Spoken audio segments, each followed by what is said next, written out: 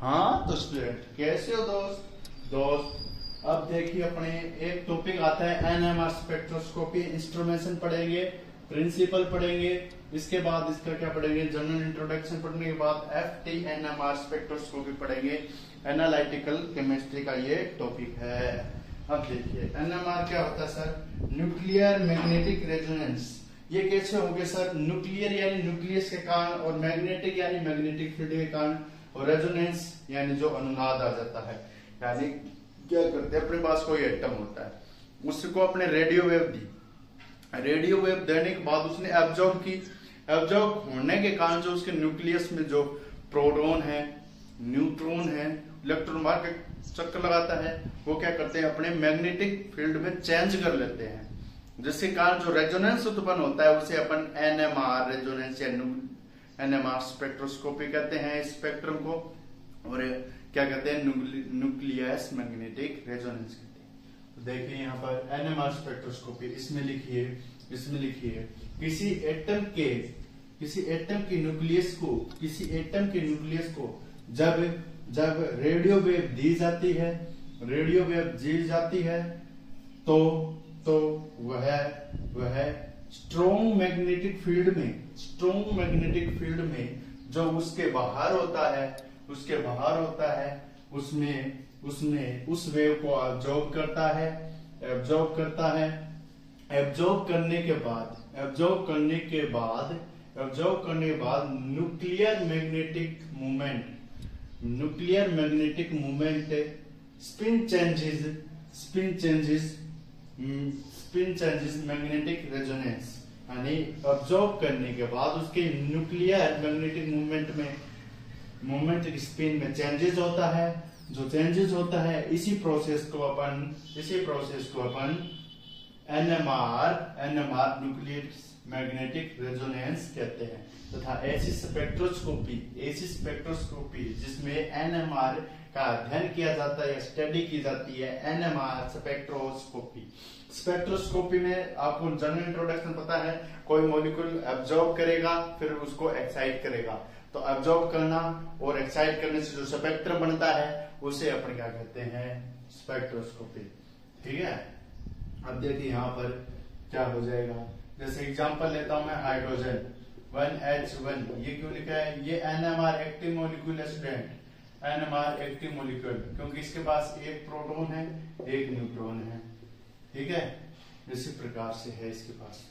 अब इसके बाद देखिए ये आ गया समझ में, न्यूक्लियर मैग्नेटिक रेजोनेंस। इसके बाद देखिए थ्योरी ऑफ एनएमआर स्पेक्ट्रोस्कोपी, इसमें लिखिए थ्योरी ऑफ एनएमआर स्पेक्ट्रोस्कोपी। किसी मॉलिक्यूल में इलेक्ट्रॉन प्रोटॉन न्यूट्रॉन, किसी मॉलिक्यूल के न्यूक्लियस में इलेक्ट्रॉन प्रोटॉन न्यूट्रॉन, एटम लिखिए, मॉलिक्यूल नहीं लिखिए, किसी अणु या अणु से एटम के मॉलिक्यूल में प्रोटॉन इलेक्ट्रॉन न्यूट्रॉन तीनों पार्टिकल प्रेजेंट होते हैं।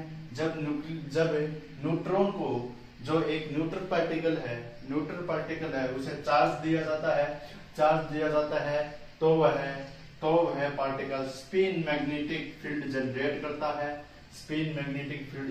करता है। जनरेट करने के कारण उसके मैग्नेटिक फील्ड में चेंजेस होता है। इसी चेंज को एनएमआर स्पेक्ट्रोस्कोपी कहते हैं। तथा न्यूट्रॉन के पास अपना खुद का मैग्नेटिक मूवमेंट होता है। मैग्नेटिक मूवमेंट को समझाने के लिए फर्मी-रोन्स को समझना होगा। फर्मी-रोन्स की जरूरत पड़ती है। ठीक है। अब देखिए फर्मी-रोन्स क्या है, फर्मी-रोन्स लिखिए, फर्मी-रोन्स लिख लीजिए स्टूडेंट, फर्मी-रोन्स क्या है। इसके बाद ये फर्मी-रोन्स क्या है, फर्मी-रोन्स में इलेक्ट्रॉन प्रोटॉन न्यूट्रॉन भी सब पार्टिकल ब्रैकेट लगाइए, फंडामेंटल बने होते हैं, जिन्हें क्वार्क कहा जाता है। अब देखिए प्रोटॉन का 1 आएगा और न्यूट्रॉन का कितना आएगा 0। न्यूट्रॉन न्यूट्रल स्पीशीज है, इससे ये पता चले जाता है। तो देखिए कैसे पता चलता है ये, यहाँ पर देखिए अब अपवर्ड और डाउनवर्ड, ठीक है। मैं 2 गोले बना रहा हूँ, क्या बना रहा हूँ गोले, सर गोले तो बना लो, 1 2 3 upward upward upward, DW downward D, यानी ऐसे भी होंगे कोई मैग्नेटिक फील्ड ऊपर जा रहा होगा लेकिन एक नीचे भी आ रहा था, इसमें सभी ऊपर जा रहे हैं, इसमें एक नीचे आ रहा है, ये डी एक अपवर्ड वाला है, ठीक है। अब ये डाउन और अप 2 है, ये +2 3 और -1 3 प्रोटॉन के लिए, और ये +1 3 +1 3। यहाँ पर दोनों का फील्ड क्या है, एक का +3 है और डाउनवर्ड का एक का +2/3 है और एक का -3। ये क्या है, मैग्नेटिक स्पिन है इनकी, और एक की +2/3 है और एक की कितनी है -1/3 है प्रोटॉन की, -1/3 है प्रोटॉन की। न्यूट्रॉन की न्यूट्रल पार्टिकल कैसे आता है और वो कैसे आता है, ठीक है, 1/3 1/3 1/3, यहाँ स्टूडेंट माइनस आएगा। और यहाँ पर क्योंकि यहाँ पर अपवर्ड है, -1/3 किसका है, इसका है। अब देखिए और 2/3 आएंगे दोनों के, एक प्रोटॉन है 2 इलेक्ट्रॉन है, इस प्रकार से। तो यहाँ पर देखिए इसका लिखूं तो -1/3 +2/3 कितना आएगा 0। इसका लिखूं तो कितना आएगा +2/3, एलसीएम देख लेना 2/3 और -1/3 कितना आएगा 1।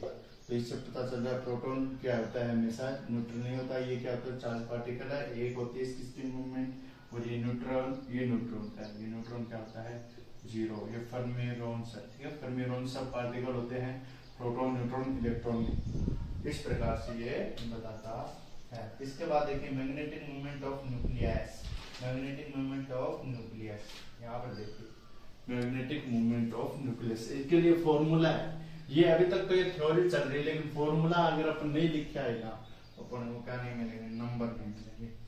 मैग्नेटिक मूवमेंट ऑफ एन मैं लिख देता हूं, मैग्नेटिक मूवमेंट ऑफ न्यूक्लियस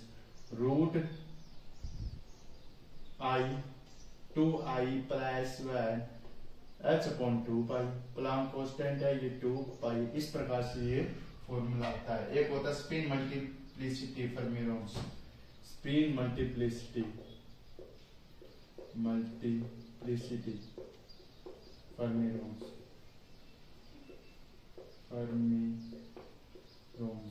ये भी होता है। ये क्या होता है स्टूडेंट, ये भी होता है फॉर्मूला क्वांटम नंबर 2I + 1।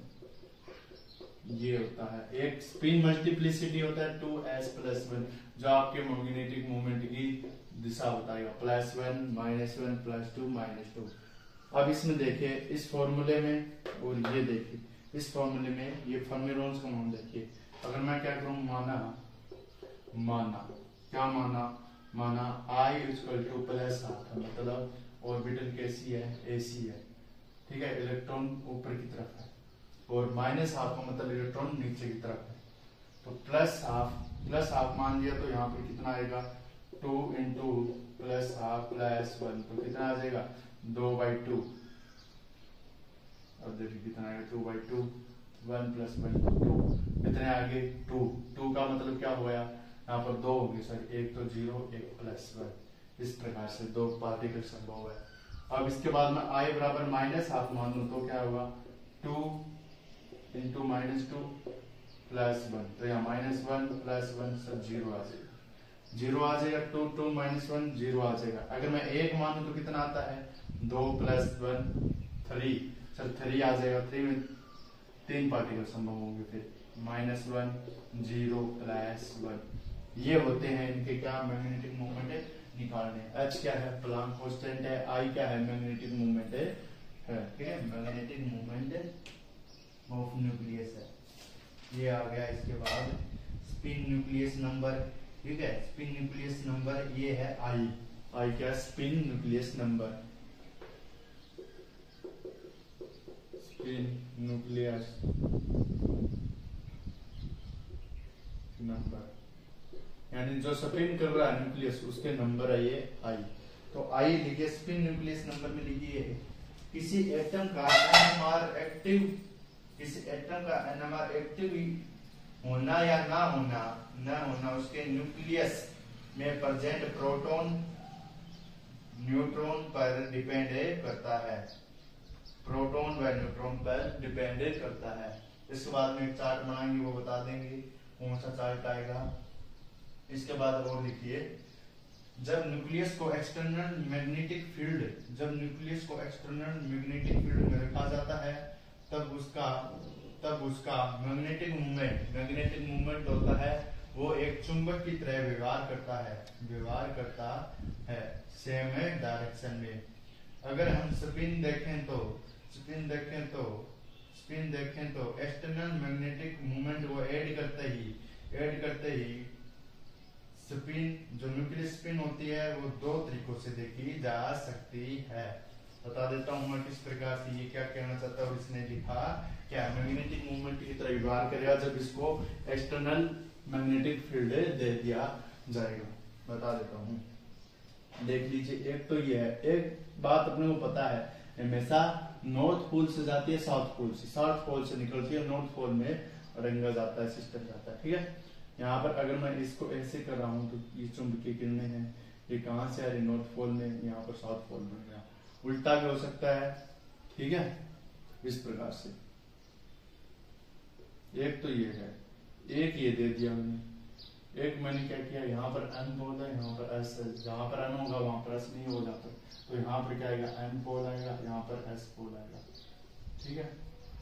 यहाँ से मैग्नेटिक फील्ड क्या हो रही है, यहाँ से यहाँ जाएगी, लेकिन इसमें क्या जाएगी, इसमें उल्टी जाएगी, एन से एस जाती है तो एन से एस जाएगी। तो यहाँ पर एक्सटर्नल मैग्नेटिक फील्ड है, एक्सटर्नल मैग्नेटिक फील्ड लगा दिया मैंने। एक्सटर्नल मैग्नेटिक फील्ड बनते क्या हो गए, इसकी स्पिन ऑर्बिटल बहुत ज्यादा हो गई, ठीक है। इस प्रकार से जब एक्सटर्नल मैग्नेटिक फील्ड बनता है तो दो प्रकार की कंडीशन बनती है, और ये इसमें कोई एक्सटर्नल मैग्नेटिक फील्ड नहीं है, इसलिए क्या हो जाएगी, मैग्नेटिक फील्ड जीरो,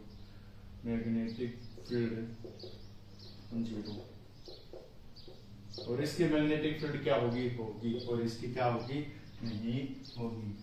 इस प्रकार से होता है north pole south pole, N व एस हो सकता है, एस व एन हो सकता है, आपकी मर्जी है। अब दो प्रकार की मैग्नेटिक फील्ड जनरेट करेगा ये, एक तो मैग्नेटिक फील्ड की दिशा में, एक मैग्नेटिक फील्ड की विपरीत दिशा में।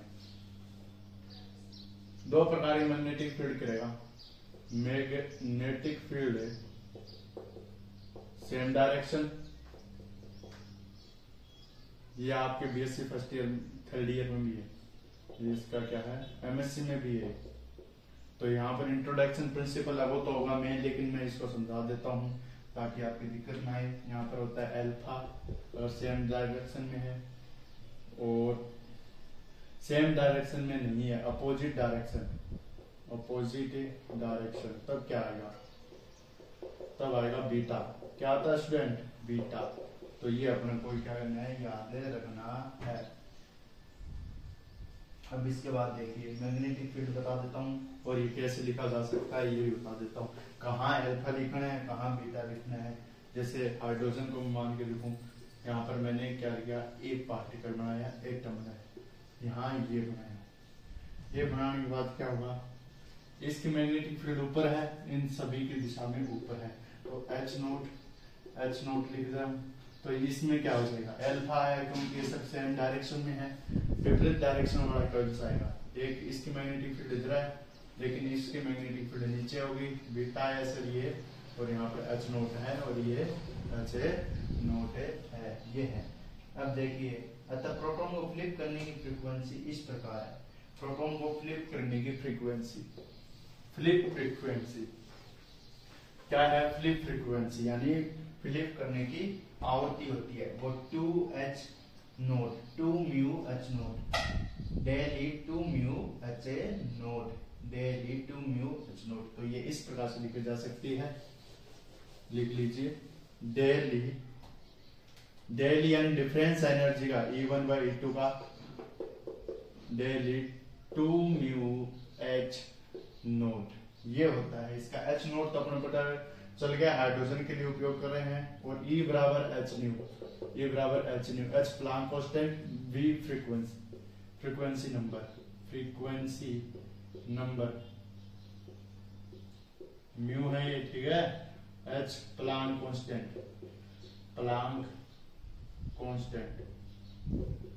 ये अपनों ने आवृत्ति किसके लिए लिखी है, जो बीटा हो अल्फा है उन दोनों के लिए।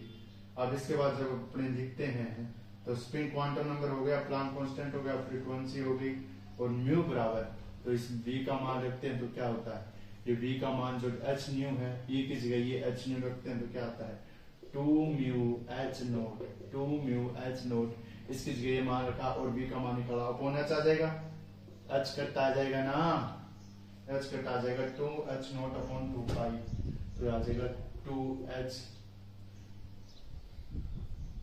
म्यू एच नोट अपॉन 2 पाई, ऐसे ही आएगा 2 म्यू एच नोट अपॉन 2 पाई, म्यू एच नोट अपॉन 2 पाई, एच कहता है ये एच अपॉन पाई होता है, ये आ जाएगा। और mu H naught upon mu H note का मान आ जाएगा 2 पाई होता है, म्यू एच नोट आ जाएगा 2 पाई के बराबर। ये म्यू मान है, ये क्या है म्यू, ये चल रहा है अपने क्या चल रहा है, magnetic field frequency, flip frequency है, ठीक है। तो इस प्रकार से ये हो गया और अपना क्या हो गया, ये म्यू मैग्नेटिक मोमेंट है, म्यू क्या है मैग्नेटिक मोमेंट। और मैग्नेटिक नंबर कौन से थे, मैग्नेटिक क्वांटम नंबर कौन से थे, आई, मैग्नेटिक क्वांटम नंबर अपन जब निकाल के आएंगे, जब अपन वो अलग से आए, 1 नंबर में आए, 2 नंबर में आए, वरना इसकी कोई इतनी ज्यादा जरूरत नहीं है, ठीक है। तो ये अपनों ने बताया है, ये थोड़ा अलग लेवल का था इसलिए बताया। इलेक्ट्रिक फील्ड जनरेट किया था अपनों ने, एक में प्लस है अल्फा के, एक बीटा में, तब ये लिखा अपनों ने डेली म्यू एच नोट, ये इस प्रकार से लिखा अपनों ने। एच को बड़ा कैपिटल लिख ले क्योंकि एच एच जैसे दोनों कैपिटल लिख ले, ये तो छोटा ही रहेगा, ये एच नोट इस प्रकार से हाइड्रोजन के लिए। और यहाँ पर फ्रीक्वेंसी निकाले तो 2 म्यू एच नोट है, डेली के मान में एच न्यू लिखा, एच न्यू इधर आया तो एच न्यू वी निकाला, जो यहाँ पर गुणा में था वो इसके भाग में आया, भाग में आने के बाद 2 mu H note, H cut का मान क्या होता है, एच अपॉन 2 पाई और अपॉन 2 पाई, इस प्रकार से अपनों ने क्या किया, ये मान रखा था म्यू एच नोट अपॉन 2 पाई, इससे ये मान कैंसिल हो गया, तो ये इस प्रकार से मान आया और ये h अपॉन 2 पाई के बराबर है आ गया। तो ये होता है इस प्रकार से। अब ये एक्टिव मॉलिक्यूल और नॉन एक्टिव मॉलिक्यूल है वो अपन एक चार्ट के द्वारा पढ़ेंगे, वो पढ़ेंगे नेक्स्ट लेक्चर में। ओके गाइस, बाय, मिलेंगे नेक्स्ट लेक्चर में एनएमआर स्पेक्ट्रोस्कोपी के इंस्ट्रूमेंटेशन के साथ, प्रिंसिपल के साथ। अभी तक अपने इंट्रोडक्शन किया, प्रिंसिपल बताएंगे इसका और इसका इंस्ट्रूमेंटेशन बताएंगे और उसके बाद एफटी एनएमआर भी स्टार्ट करेंगे। Okay guys, bye. हाँ, तो स्पिन क्वांटम नंबर कैसे आएगा, स्पिन क्वांटम नंबर है किसी एटम में एनएमआर एक्टिव है या ना होना, उसको क्या बताता है, स्पिन क्वांटम नंबर बताता है। स्पिन क्वांटम नंबर में एनएमआर मॉलिक्यूल एक्टिव भी हो सकता है, नॉन एक्टिव भी हो सकता है। इसके लिए कुछ रूल दिए गए जो मैं आपके साथ डिस्कस करूंगा स्टूडेंट। तो देखिए, NMR active, NMR inactive. Nuclei which है, ये लिख लीजिए, न्यूक्लियाई विच है I=0 code NMR inactive molecule, यानी न्यूक्लियाई, जिस न्यूक्लियाई के पास क्या है I=0 होगा, इनएक्टिव मॉलिक्यूल कराएगा। अब इसके बाद देखिए, न्यूक्लियाई विच है I=0 तो कॉल्ड एनएमआर एक्टिव मॉलिक्यूल्स। उसके बाद देखिए, स्पिन क्वांटम नंबर, किसी एटम का एनएमआर एक्टिव होना, ये आ गया। अब इसके बाद रूल लिखिए इसके स्पिन क्वांटम नंबर के या I=0 होने के रूल कौन कौन से हैं, नहीं होने के रूल कौन कौन से। पहले देखिए, the number of neutron and proton both are even, then nucleus has no spin, यानी न्यूक्लियस के पास कोई स्पिन नहीं होगी अगर इवन नंबर में है। जैसे यहाँ पर स्टूडेंट अपन ने पढ़ा, ये अगर सेम ऑर्बिटल में हो जाता है तो स्पिन कैंसिल हो जाती है, इसकी और इसकी स्पिन कैंसिल हो जाती है, ठीक है। अब देखिए, इसके बाद 2s+1 होता है ना, मल्टीप्लिसिटी स्पिन मल्टीप्लिसिटी का फॉर्मूला। एग्जांपल देखिए, एग्जांपल है कार्बन, ये है इसका 6 और ये है 12। तो 6 और 12 दोनों क्या है, इवन नंबर है। इवन 6 12, इवन मतलब 2 का पढ़ा जोड़ा। यहाँ पर ऑक्सीजन 18। ठीक है, अब तीसरा नंबर लिखिए, number of proton and neutron odd. ठीक है, अगर प्रोटॉन और न्यूट्रॉन क्या है, ओड, तो न्यूक्लियस हैज हाफ इंटीजर। तो न्यूक्लियस हाफ इंटीजर होगा, यानी हाफ भी हो सकती है, 3/2 भी हो सकती है, 5/2 भी हो सकती है स्पिन। एग्जांपल देखिए, यानी अपन दोनों को मिला देते हैं और दोनों को मिलाने के बाद क्या है, ओड नंबर आए। जैसे ओड नंबर आए, अपने क्लोरीन का देखते हैं। क्लोरीन आता है 17 पे 35 पे, तो 17 + 35 कितने होते हैं भाई, 17 + 35 7 और 5 12, 1 3 1 4 1 5। ठीक है, 7 और 5 12, 12 का 2 और 1 3 1 4 1 5 52। 52 क्या है स्टूडेंट, ओड है ना, अरे ओड है ना, ओड है तो इंटीजर हाफ आएगा और न्यूक्लियस हाफ आएगी। तो यहाँ पर क्या हो जाएगा, ओड आते ही I = 0, तो क्या हो जाएगा, NMR एक्टिव मॉलिक्यूल हो जाएगा। थर्ड नंबर की बात करते हैं। 3 नंबर वाला देखिए केस, स्टूडेंट क्या देखेंगे, 3 नंबर वाला केस देखिए। इसमें लिखिए, number of neutron and protons both odd then nucleus has integer spins. और इसके बाद लिखिए, number of neutron plus proton odd, तो हाफ स्पिन। ठीक है, हाफ स्पिन होगी और एक होगी इंटीजर स्पिन होगी। हाफ स्पिन का पता चल गया, हाफ का मतलब हाफ स्पिन आई, 3/2 आई। अगर न्यूट्रॉन, इसी का एग्जांपल ले देते हैं अपन, number of proton and neutron both are odd, इसमें बोथ है, तो ये क्या आ जाएगा, इसका एग्जांपल ले लेते हैं, तो क्या आ जाएगा, ये थर्ड रो में भी शामिल होगा, NMR एक्टिव मॉलिक्यूल आ जाएगा। अब मैं आपके पास एक सारणी बनाने जा रहा हूँ। क्या बनाने जा रहा हूँ स्टूडेंट, सारणी। वो सारणी अपने को क्या करनी है, उतारनी है। उसमें अपने को पता चलेगा कौन से NMR एक्टिव है, कौन से नहीं है। तो अपने को उतारनी है, तो वो उतार लीजिए स्टूडेंट।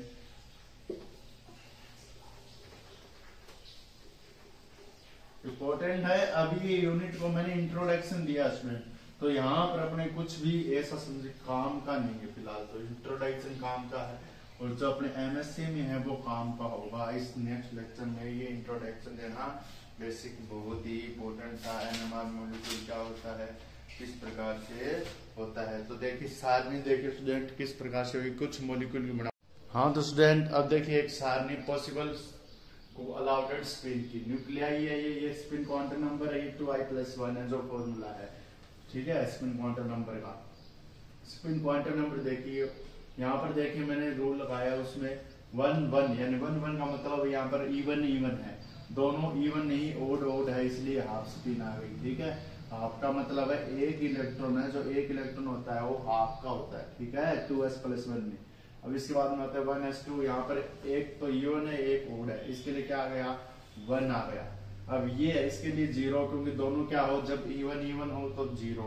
यहाँ पर फिर से देखिए एक आ गया, क्योंकि ये दोनों क्या है आपके ओड नंबर है, ओड है, हाफ आ गया, एक आ गया, उनकी स्पिन हो गया। नहीं, NMR एक्टिव मॉलिक्यूल है, ये एक्टिव है, ये इनएक्टिव मॉलिक्यूल है। दूसरा ऑक्सीजन 18 और 17, यहाँ पर 5/2 आएगा इसका स्पिन।